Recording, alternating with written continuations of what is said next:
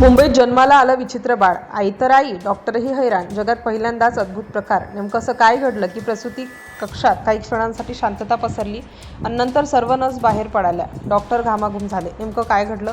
मुंबईत राहणाऱ्या एका कुटुंबासाठी तो दिवस आयुष्यातील सर्वात मोठा आनंद घेऊन येणार होता.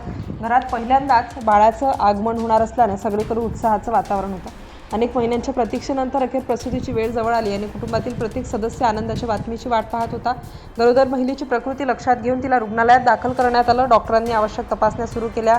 बाहेर नातेवाईक देवाला प्रार्थना करत बसले होते. प्रत्येक मिनिट जणू तासासारखा वाटत होता.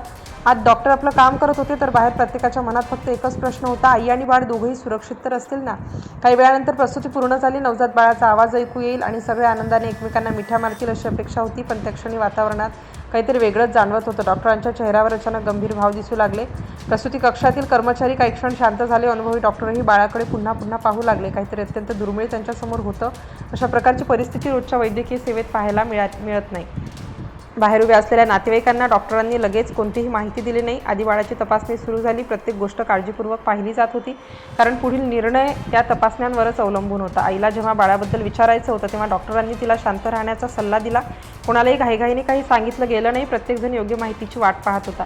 दरम्यान रुग्णालयात या घटनेची चर्चा सुरू झाली. काही डॉक्टरांना बोलावण्यात आलं. बाळाची स्थिती पाहण्यासाठी वेगवेगळ्या विभागातील तज्ज्ञांनी ही तपासणी केली, कारण ही घटना अत्यंत दुर्मिळ स्वरूपाची असल्याचं त्यांच्या लक्षात आलं होतं. बाळाच्या प्रकृतीवर सतत लक्ष ठेवण्यात येत होतं. त्याला आवश्यक वैद्यकीय माहिती दिली जात होती. प्रत्येक क्षण महत्त्वाचा होता आणि डॉक्टर कोणतीही जोखीम घेण्याच्या मनस्थितीत नव्हते. कुटुंबासाठी मात्र हा काळ अत्यंत कठीण होता. एका बाजूला नव्या जीवाचं आगमन झाल्याचा आनंद, तर दुसऱ्या बाजूला डॉक्टरांच्या गंभीर चेहऱ्यामुळे निर्माण झालेली चिंता. काय घडलं याचं उत्तर अजूनही कोणाकडे नव्हतं. यानंतर डॉक्टरांनी अधिक तपशीलवार तपासणी केली. त्यांना खात्री करून घ्यायची होती की पुढे कोणते उपचार शक्य आहेत. प्रत्येक निष्कर्ष काळजीपूर्वक नोंदवला जात होता. बाळाची प्रकृती पाहता त्याला अधिक प्रगत उपचारांची गरज असल्याचं स्पष्ट झालं. त्यामुळे पुढील निर्णयासाठी वरिष्ठ डॉक्टरांशी चर्चा सुरू झाली. कोणताही निर्णय घाईने घेतला जाणार नव्हता. रुग्णालय प्रशासनाही संपूर्ण प्रकरण गांभीर्याने घेतलं. बाळाला सर्वोत्तम उपचार मिळावेत यासाठी आवश्यक तयारी सुरू झाली. कुटुंबाला ही परिस्थिती समजावून सांगण्याचा प्रयत्न करण्यात आला. काही तासानंतर बाळाला पुढील उपचारांसाठी दुसऱ्या मोठ्या रुग्णालयात हलवण्याचा निर्णय घेण्यात आला, कारण अशा दुर्मिळ प्रकरणांमध्ये विशेष तज्ज्ञांची मदत आवश्यक असते. डॉक्टरांनी स्पष्ट केलं की सध्या सर्वात महत्त्वाचं म्हणजे बाळाचा जीव वाचवणं. त्याची प्रकृती स्थिर झाल्यानंतरच पुढील उपचार किंवा शस्त्रक्रियेबाबत विचार करता येईल. वैद्यकीय तज्ज्ञांच्या मते अशा घटना अत्यंत दुर्मिळ असतात. गर्भाच्या सुरुवातीच्या विकासादरम्यान काही विशिष्ट जैविक प्रक्रिया पूर्णपणे घडत नाहीत, तेव्हा अशा प्रकारची अवस्था निर्माण होऊ शकते. अशा प्रत्येक प्रकरणात परिस्थिती वेगळी असते. त्यामुळे उपचारांचाही निर्णय बाळाच्या शरीर रचनेनुसार आणि प्रकृतीनुसार घेतला जातो आणि म्हणूनच डॉक्टर प्रत्येक तपासणी अत्यंत काळजीपूर्वक करत होते. या घटनेनंतर अनेकांनी विविध चर्चा सुरू केल्या, मात्र डॉक्टरांनी अफवांवर विश्वास न ठेवण्याचं आवाहन केलं. त्यांनी सांगितलं की अशा दुर्मिळ वैद्यकीय स्थितीकडे वैज्ञानिक दृष्टिकोनातून पाहणं आवश्यक आहे.